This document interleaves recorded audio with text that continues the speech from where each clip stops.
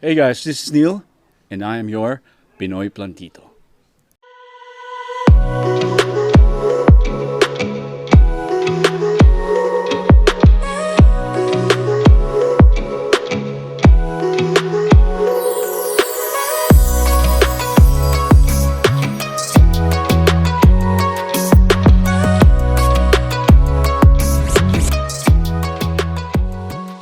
So today we will be talking about this DIY vertical garden, and I'll be sharing to you some tips on care and maintenance of our DIY vertical garden. Because this DIY vertical garden is actually kind of unique. I haven't seen anything like this before, and because of that, not so many people have an experience in building something like this and taking care of plants. And actually, guys, I am proud to say that a lot of people are already using this design, and some of them even messaged me telling me, "Hey, this is what I did." Thank you so much for all of you. I really appreciated that you are somehow giving me credit for the idea, and I'm just so happy looking at your work because I know that even though this is like the inspiration for that, I could say that those works really reflected your idea, and it's somehow unique than what I did, and it's just pretty amazing for me. So, since a lot of people have already followed suit in building something like this, and some are even just planning to do something like this, they're telling me that when they retire or when they have this bigger space or when they get to go home, they will build something like this. So I think it's just proper that I will talk about the care and maintenance of a DIY vertical garden. So just to give you a quick background, guys, this vertical garden was everything was put together in February, first week of February this year. So that makes it like almost 2 months is coming first week of May. So it's not a long time ago. And it's a DIY vertical garden, so it's not like those sophisticated vertical gardens that you probably saw in YouTube or Instagram. There's just like a steel bar frame, which is the base, and all the plants that you can see right now here are in pots. Okay, so this is the unique feature of our vertical garden. And since it's a DIY vertical garden, this has no self-watering system also. This vertical garden is ideally an outdoor vertical garden. So it's not ideal indoors because, well, it's gonna be messy.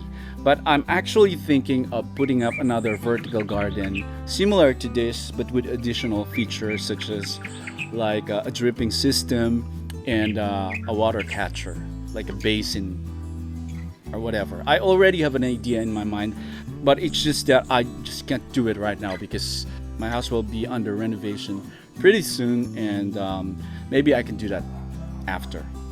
All right, so first I'll be giving you an update of this vertical garden, and then I'll talk about some care and maintenance tips and some of the things that I realized and I learned along the way, and some of the challenges that I face in having a vertical gardens, and what are some of the solutions that we can do. All right, so if you're ready, let's dive in. So just to give you an update, guys, a lot of plants in my vertical garden are still the same since I built this. So a lot of them are like these glorious and this calathea or bifolia. A lot of ferns, a lot of begonias are still here, but I also changed a lot of plants because I felt like this is not the best place for them. They're not thriving here. And the good thing about this vertical garden is that since all the plants here are in pots, you can just easily move them and replace them with another one if you feel like this is not the best place for them. So just to give you a quick tour, these are doing amazing. Philodendrons are doing amazing here. There are spots, but these spots are actually spots that they have even before I placed them here. These are new leaves. This one too, and these two are new leaves. Begonias are doing pretty amazing here. And you see I have placed, I don't know what they call this. I call this a cabbage begonia because it looks like cabbage. And these two, and there used to be more varieties of begonias, colorful begonias here, but now I replaced them, so I put them somewhere else so they can just grow bigger. And I want to bring them back here next time. And another showstopper for this vertical garden is this calathea or bifolia, which has huge leaves now and a lot of leaves. Here's a new leaf coming out and another one inside. And this maidenhair fern is also doing amazing, and the calatheas are also doing great here. You have no problem. And this plumeria also.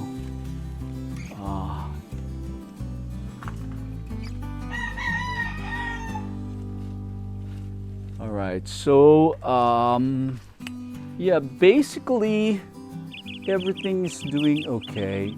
I might replace the calatheas there because calatheas, I know even way back then that calatheas will not do good here. I just tried.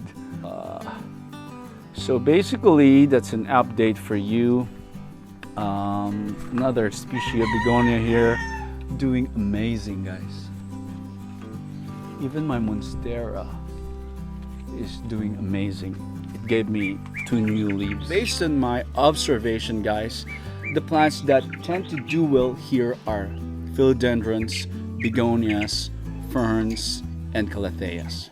And it's not surprised because, you know, basing on the origin of ferns, begonias, and some philodendrons, wherein they are a lot of the species belonging to these families are, you know, they can be found naturally occurring and growing in cliffs and rock crevices. So it's not really surprising for me that they tend to do well in a vertical garden setup. One thing I learned about this vertical garden is, since it's so big, guys, it's the height is 3 meters or approximately 10 feet, and the width is 2 meters or approximately 6.5 feet, which makes it pretty huge, guys. So the biggest challenge probably that I encountered in this vertical garden is having to water them thoroughly, which I only have to do like twice a month. Okay, so it's not pretty bad because it's not so inconvenient, but I think that's one of the biggest challenges. And also doing a routine check to see if there are pests is one of the biggest challenges because I can only do it for maybe twice a month as well. But I think since they're located way up there and the snails can't climb or will have a hard time climbing, so it's, when I check them, actually they're doing pretty okay. No pests that I was able to encounter, and just nothing so far. And I hope that it continues.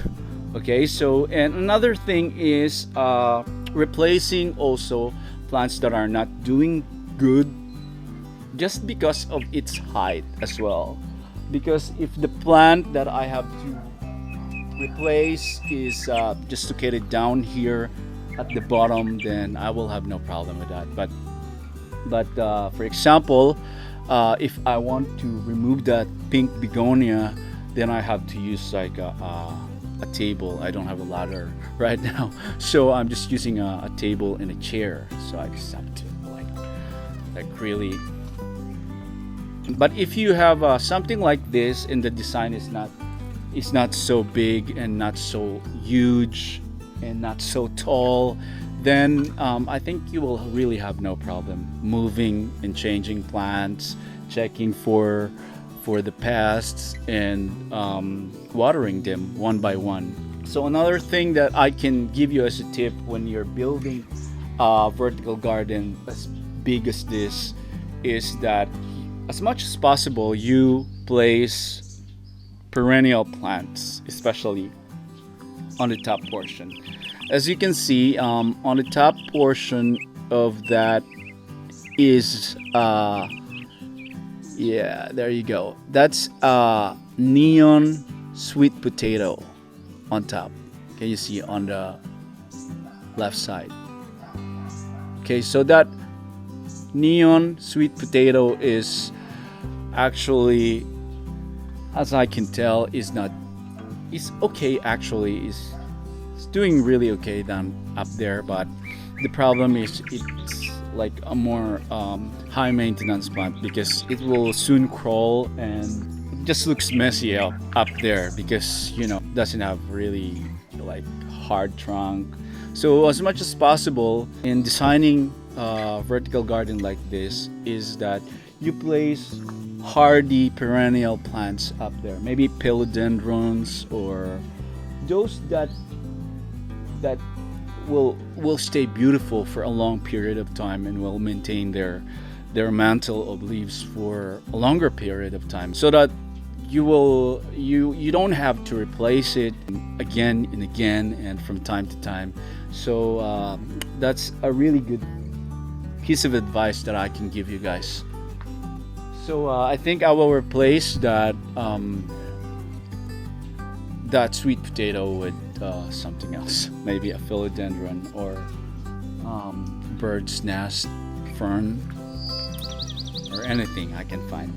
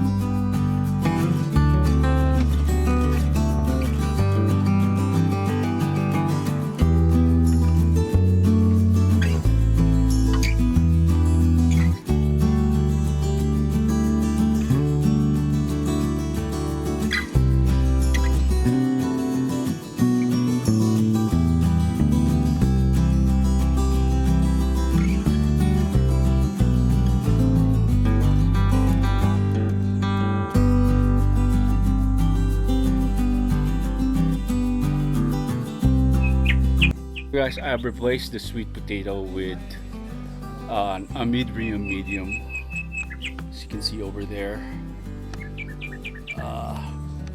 and also I removed the calatheas and replaced it with that begonia. Now I'm gonna water, and this is the type of watering that I do twice a week, guys. I'm just using the spray hose.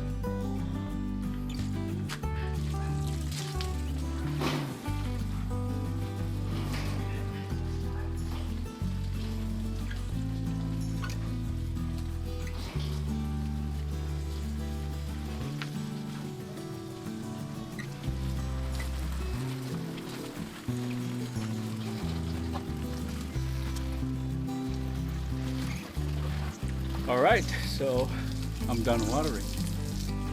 That easy.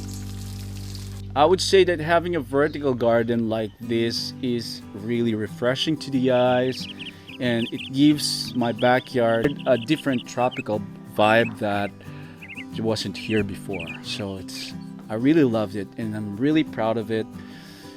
And so that's about it for me today, guys. I hope that you learned something today, and don't forget to hit subscribe, like, and share this video to your friends and family, and those who are very interested with plants. And so this has been your Pinoy Plantito, and I hope to see you again next week. Bye bye.